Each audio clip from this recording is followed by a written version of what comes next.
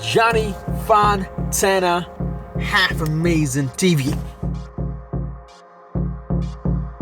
Girl, you're so sexy, you should kiss yourself. Ooh.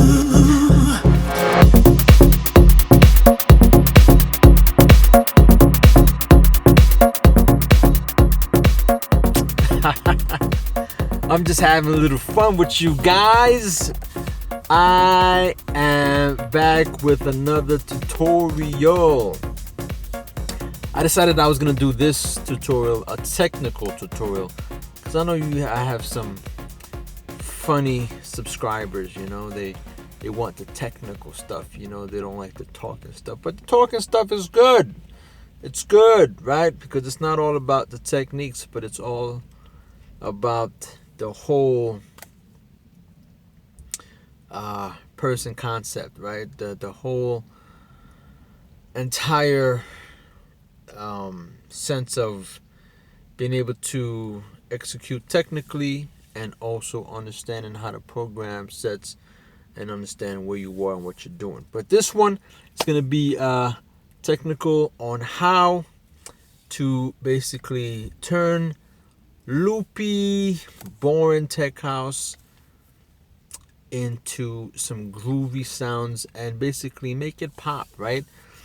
An example or a scenario that you can use this is where, let's say you have a crowd. Well, actually, one of my subscribers mentioned this, and he wanted to know, let's say you are doing something, you're at a club and it's just not working out, and you know the crowd may have changed. What do you do to sort of spice things up and change it, whatever? So let me take care of that first. Just because I don't really need to show you, I can just explain to you. It all depends on where you are. Okay, so for example, let's say you are playing a DJ set, and let's say it's around 11 or 12, and a new crowd comes in and they're just not feeling your music. What do? What you do is you basically have to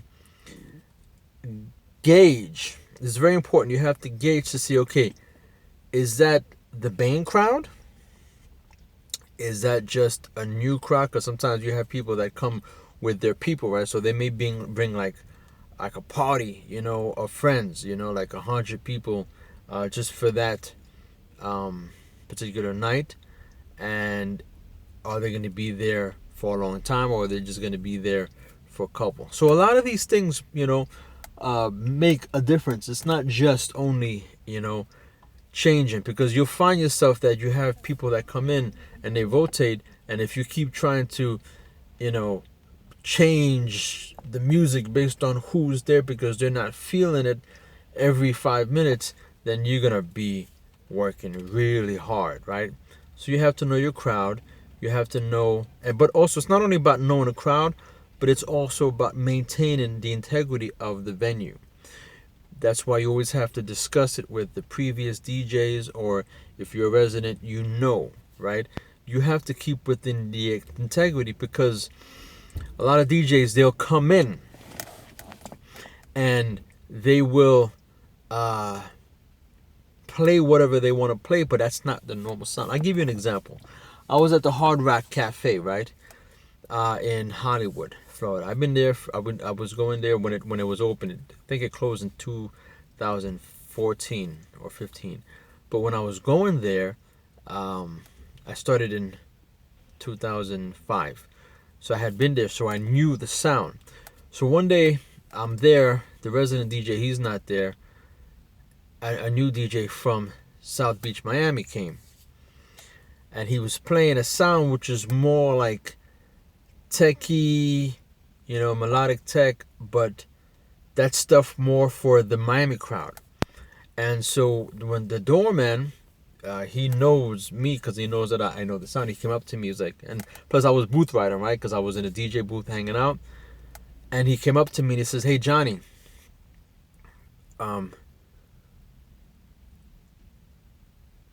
talk to that DJ, let him know that sound, that's Miami Beach sound, that's not the sound for this club, that's not here. We want more tribal, more big boom type of, kind of stuff. So I went up to him. I was like, yo, bro, listen, hey, the people are talking, because there was two rooms. There was a hip hop room, which was next door. All you had to just walk through, and there was a main room for the house. But what happened is a lot of people weren't feeling his music, so they were moving into the hip hop. So again, that's what you do as a music manager. Okay, you see these things, you see the movements and the flow, and you don't just rely on the DJ, because the DJ doesn't understand the actual flow and the dynamics of a venue, especially if you have two different rooms, right, that play two different sounds. So I told him, hey, listen, throw a bone, at least if you're gonna play your stuff, that's fine, but throw a bone once in a while, so that the people can be like, oh, okay, that's familiar. Because remember, people are used to a venue and they're used to that sound of that venue. If you now start playing other stuff that doesn't belong to that venue, people will be like, yo, whatever, and then they'll just whatever. And not only that, as you get used to DJing, you know, okay, this room, it fits this kind of music just because of the outlet. You know, like, because if you're an artist, right, you know, okay, like, this room fits this kind of music. Like, you cannot play really underground tech house in a posh, lounge nightclub, because it just doesn't fit. It's like mixing vinegar with water. So I told him, and the guy just says, yeah, whatever, I'm gonna play whatever. He was high as fuck, and he just kept on whatever. And guess what? The space started emptying out, and normally by 2:33 is when people would start clearing. By like 1:30, people were clearing and moving out, and he just lost the floor. So in these cases, you have to know the room. You have to be able to communicate with the music managers, promoters, or whoever that knows the room. That's your first source, is to be able to communicate with those who know the room and know what kind of song. Because that means that if you are playing your stuff, you can always go back and say, hey, you know what? I know because I spoke to whomever, and play, whatever that they do. So however you want to do it, if you want to maybe, do a loop or a breakdown and, bring in another song. And don't, if you're doing that, right? Let's say you're playing a set and it's the wrong crowd, or maybe you want to start with the underground, like a really late after hours, but the after hours people haven't come yet, so it's still the peak hour set, like maybe between 12 and 1, but the people from like 2 to 5, they're not there yet, right? So, and you started, you think they were there, but you started early, and you're like, oh no, this is still the early crowd, this is not the late crowd. Just you try not to go from one, like, main, that go from, like, let's say you're doing like an underground set. Try not to go from underground to like a big, unless if it's really clearing out, then yes, then you have to do like an emergency stop, and just boom. But you can throw in an acapella, have the acapella go, and then throw in a beat, start up a new beat, whatever, and then loop it. You can do all kind of stuff, right? But if you see that the room is just, it's starting to, because remember, you have to catch it before it really hits it, because a lot of people, they wait, they're like, oh, it's gonna happen, we're gonna come back, and next thing you know, and you're done, right? So just try to make sure that you gauge, right? And if you start to anticipate, then maybe put like one track ahead, and then go into, that just like a transition track, and then go into whatever, in order to spice up the room. But anyway, let's get on to the tutorial. If you have any questions on that, go ahead and email me, info@boothridertv.com. That's info@boothridertv.com. All right, so here's a technique, right? You're going from, let's say you're having, same scenario, okay, you got a loopy house, tech house, kind of boring or chuggy, or let's say you're at a venue where you thought you could play your music, that tech house groove, and you get into that groove and you realize, the people, they're not really feeling it, right? So you want to basically be able to make it pop, at least maybe give something like throw a bone to people, right? To make them feel good. Here's a technique that we're gonna go. I'm gonna go into the house, and I'll show you how to do it. Okay, but I'll give you an example. There's this place here, and it's really it's a restaurant, but downstairs is like a nightclub, right? But they have this new thing where they're bringing some like underground acts to play, which is okay.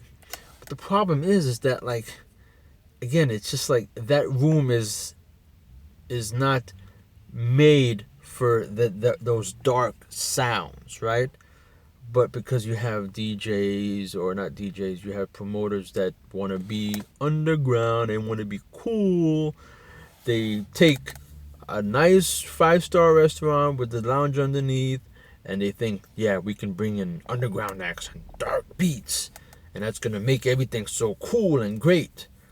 Again, you're not really thinking about the venue, because that's not the place for that. Find another venue that's suitable, because what does it do?